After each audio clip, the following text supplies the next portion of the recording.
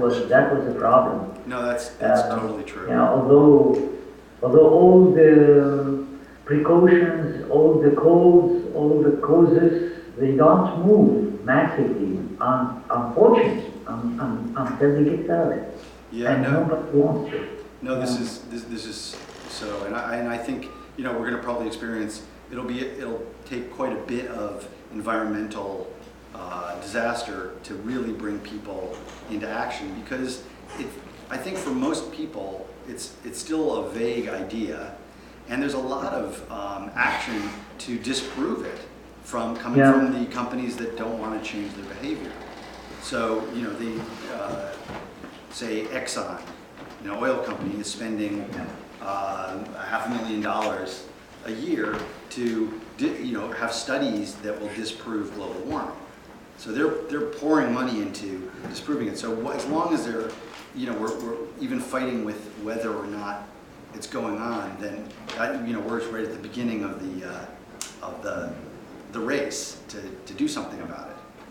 So we'll see how much that changes. I wouldn't be surprised if it changes a lot in the next few years, though. Hopefully. Yeah. I think that changes also changes come from people like you and from societies like communities like yours, because it begins like this, and then it's free. Well, there's a gathering of left-wing, politically minded people in June here in New York, and each year it's called the Left Forum, and each year they choose a topic, and this year it's global environment. So certainly, there's definitely more conspicuous discussions going on with, certainly on the left, and trying to bring that to the center as much as possible. Something that was pointed out to me, and I have to admit I didn't notice it so much, when we had the bombing in Boston, which was, of course, horrible, but there was a huge focus on the fear that we have of this unknown terrorist groups and what we can do about them. But the same week, there was an explosion at a fertilizer plant in Texas, and 12 people died. And it was a preventable, regulatable action that killed Americans. And there are people that you can identify as being responsible for it. But that kind of happened in the news as being, that kind of pushed to one side when we talked about Boston, where a smaller number of people died, but it's a juicier topic because we can do virtually nothing about it except talk about it. Whereas the other one being, where it took place in a factory, where there's action steps you can take to regulate the factory to make sure that the workplace is not as dangerous, that didn't end up on the table. And in fact, they talked about in Texas, they're decreasing regulations even now.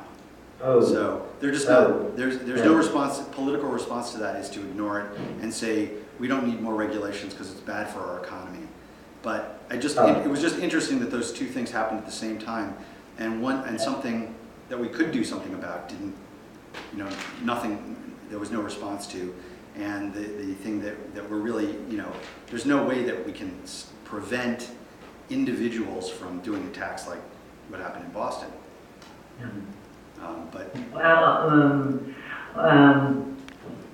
Excuse me, I think there is another also point of view here. When the domestic violence increases, this is a kind of symptoms and signs for something that has to be adjusted. Well, I think that the governments are always slower than the societies, than their own communities. This violence indicates that there is something not in fact good representing the people on the political level. And at least it's very obvious here. It's obvious that, okay, there is something wrong with the political, maybe structure, maybe way of order, maybe there is something wrong in the whole skeleton, maybe. But this something wrong is the main reason for domestic violence. I'm definitely sorry for what happened in Boston and for any other domestic violence victims, innocent people. But this is a way to show that there is a disease.